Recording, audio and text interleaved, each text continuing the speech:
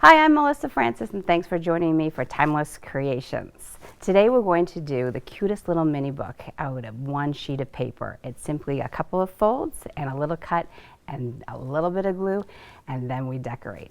This is it right here. I'm just going to show you this really cute little mini book. Actually, I did this for my mom. I just celebrated my 50th birthday. Really excited to present this to my mom. And it's really cool, and I'm just going to show you how you can slide off the ribbon.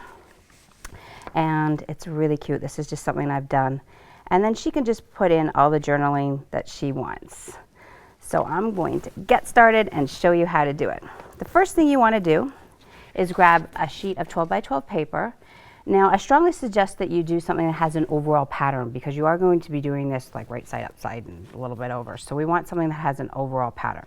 And the first thing you're going to do, I'll just put these aside, and you're going to take it and you're going to fold it in half, like so. Try to line it up as best that you can, because then that always makes it, of course, much better. And then you're going to open it up like this, and then you're going to fold over and fold it in half again, like that. And if you have a bone fold tool, if you like really good lines, then you absolutely can use that. Now I want you to open it back up again, and then what I like you to do is turn it over, and you're going to take it and you're going to fold one side up like this, and then fold again, turning it over, and the other side up like this. Then what you want to do is you want to open it up like this.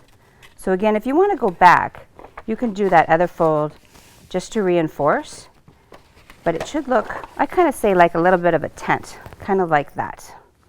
And you're going to see where the score line is right here. You're just going to take your scissors and be very careful when you do this. And you're just going to, it's kind of hard on a darker pattern right here to see. So just double check. I always say check twice, cut once. There we go. And you're just going to cut along the score like that. See? So it looks like this.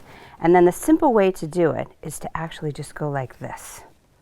And voila, you have this cute little 8-page mini book. Now there's a little bit of a trick to glue it, and I'll show you how to do that. When I have it open up like this, I think of it as kind of like a checkerboard. So you're just going to want to glue this side right here on the bottom. Then you're going to go to the second one on the top, and you're going to glue right here. Then go down to the bottom, and you're going to glue right here. And then, of course, go to the top and glue right here. And then it will, you want to go back to your tent shape like this, and then all of the sheets will come together. Now, sometimes when my students are doing this one, they'll see sometimes a tiny little bit of white paper showing through. Don't worry about it. Just spend a little bit of time when you're gluing. I like to use Zip Dry because it gives me a minute or two to get it all right. And then if you still find that it doesn't work, don't worry about it. You can just come in and trim off the excess, because it doesn't have to be perfect. I always say there's no right and wrong in scrapbooking or paper crafting. It's only creative. Then once we've done that, I'm just going to show you this really cute little technique that I've done with the seam binding. This is seam binding right here, and it's very, very easy to get. A lot of people think it's very difficult, and actually I just get it on eBay. There's tons of vendors that sell it, and you get like 100 yards for about $10 for 100 yards. And then always people ask me, how do I get this to look like this? It's really, really simple. All you're going to do is first, there's crinkled seam binding, and then there's kind of the antique.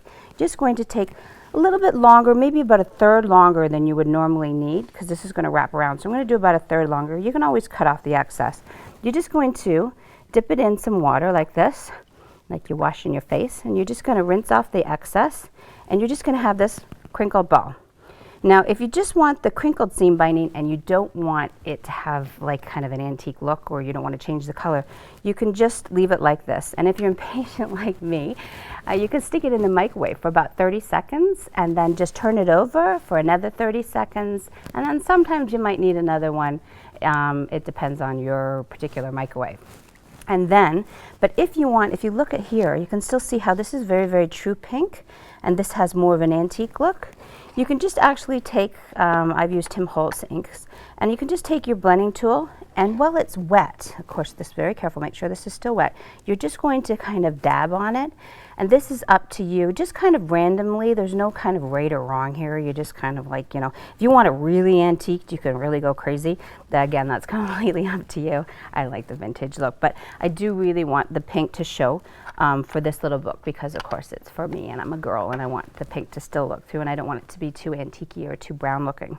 And then again, even after you've inked it, you can still stick it in the microwave and do that 30-second thing over and over again.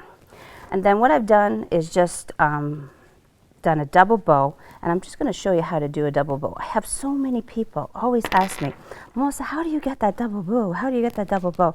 And actually, it's really quite simple. So you're just going to take your wrinkled seam binding, and you're just going to wrap it around the book. And it's very simple. And you're just going to take it and tie a bow.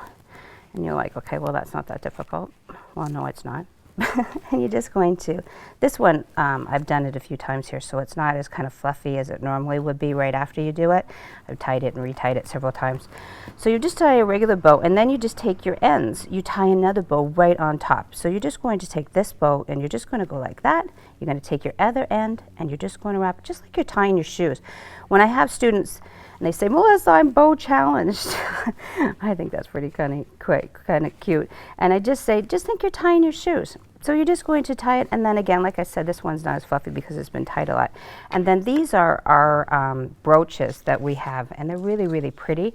And it's something that, yeah, it's a little bit more on the pricey side, but it's one of those things that's just a beautiful accent. And to me, it really makes it, it's very timeless.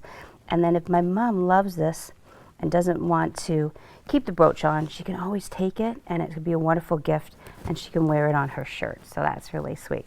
And just, I want to talk to you about the inside of the book. What I've done on the inside is I've actually used some of our embellishments from our line. These are our stickers, and these are really cute, like kind of ephemera stickers. A lot of people ask me what ephemera is, and that's actually paper goods that were only ever meant to be used once, like a bus ticket or a plane ticket or something like that. And so we've just got an alphabet here, and lots of different kinds of stickers. And all I've done is just actually added them to the book and left places for my mom to journal.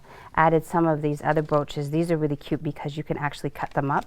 As you can see, I put them in here and here, so you don't always have to use everything the way it is. You can simply cut them up and put them in. You want to use a good pair of wire cutters though when you're doing that. And that's it. And the one last thing I want to show you, this is, I'm not always really a fan of my handwriting, and a little trick I was taught once is you can just actually cardstock paper, put it in your computer, and then just select whatever font you want, just print it off, and then cut strips with your cutter, and just ink the edges. And that's how you get this really cute little strip look. So I hope you enjoyed my timeless creations today, and I really appreciate you coming out, and thank you.